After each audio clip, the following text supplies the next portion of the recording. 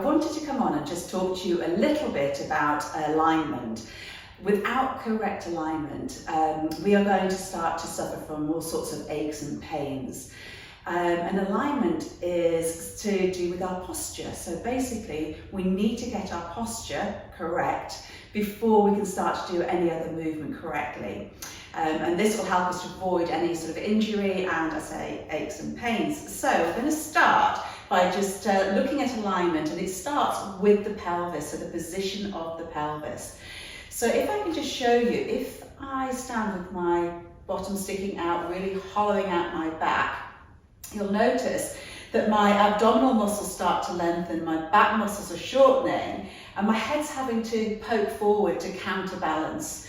And a lot of weight going into my quad, my thigh muscles, my glutes actually aren't doing very much. So my pelvis is actually tipped forward here. Similarly, if I stand with my pelvis thrust forward, so it's tipping back, again, I have to counterbalance. My head has to come forward, and basically it's not a very stable position to be in. So what we want is for the pelvis to be upright. So a little trick for you. At the base of your spine, you have a flat bit of bone called your sacrum. And if you take your hand and just place it on that flat bit of bone there, and just notice the position. So if you are tipping your pelvis forward, you can feel that the sacrum is tipping forward. If you are tipping your pelvis back, again, you can feel the sacrum tipping back. What we want is the pelvis to be upright. This is what we call neutral spine or neutral pelvis. We want the pelvis to be upright. So your hand is flat. Okay, so your pelvis at the front should be lying flat. Your hip bones, your pubic bone are all upright, okay, not tipped.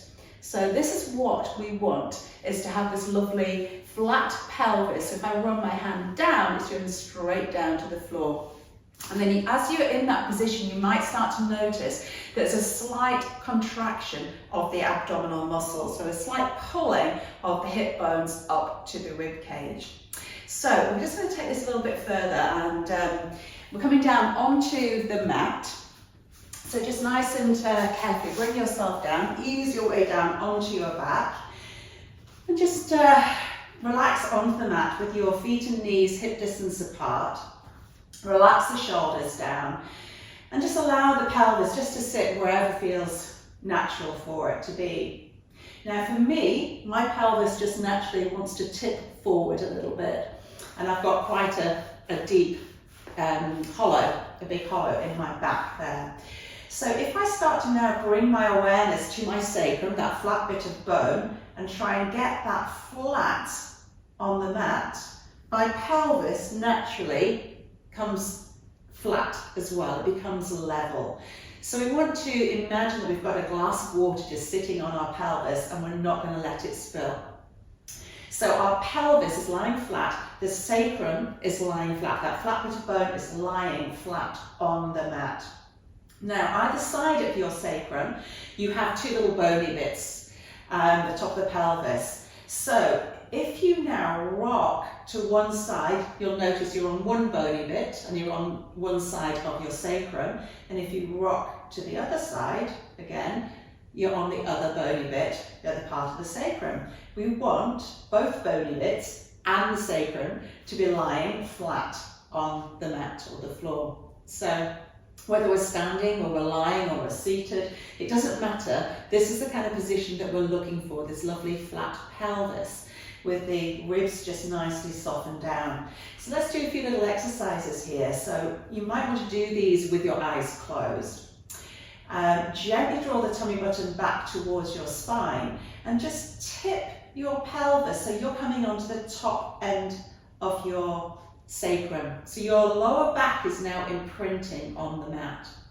Then let's tip the pelvis forward so that you're coming onto the bottom end of the sacrum. So if you had that glass of water on your tummy, it'd be pouring down towards your pubic bone. When you take the top of the sacrum onto the mat, the water in your glass is now pouring into your tummy button. We want that water to be in the glass, not falling out, so the pelvis is lying flat. Okay, let's now just rock from side to side and just notice how that feels. Now, you might think this is a really tiny movement, so why is it making such a difference? But if we have our pelvis slightly rotated, so we're taking one hip bone forward, so if we're, for example, taking the right hip forward and pressing into the left bony bit on the mat, we've got the abdominal muscles, our oblique muscles, contracting down one side of the body and lengthening off the other. So we haven't got balance there. Similarly, if we go the other way. So what we want to make sure is that our hip bones are level. So those bony bits are both on the mat. But we can use it as an exercise as well. So we can do our pelvic tilts, we can go into imprint, and we can then come into that hollowed out back. So we can go into flexion, tipping the pelvis back, and extension, tipping the pelvis forward, knowing that what we're doing is allowing the muscles to release and contract, which is good. They're designed to do that.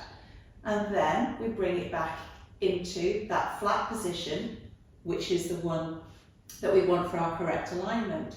And we can then take it side to side. And we feel the oblique muscles working as we rock the pelvis from side to side. So it's a nice little exercise to do. And then let's bring it back into center.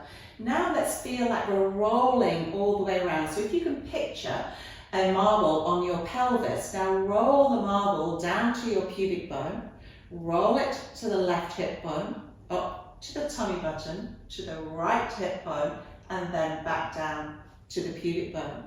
Then reverse it.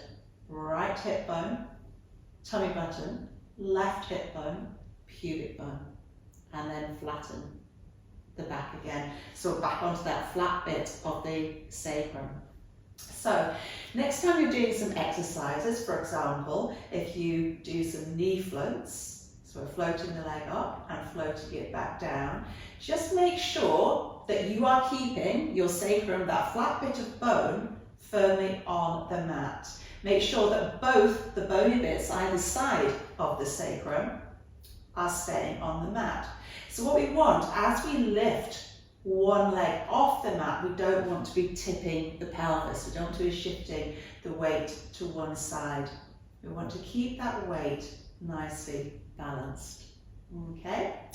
So there you go. There's a few little gentle exercises for you to do. Think about it when you're standing, how you're standing. Make sure you're staying nice and upright. Remember, it all starts with where your pelvis is positioned. If you need any help, let me know. I'll see you next time. Bye.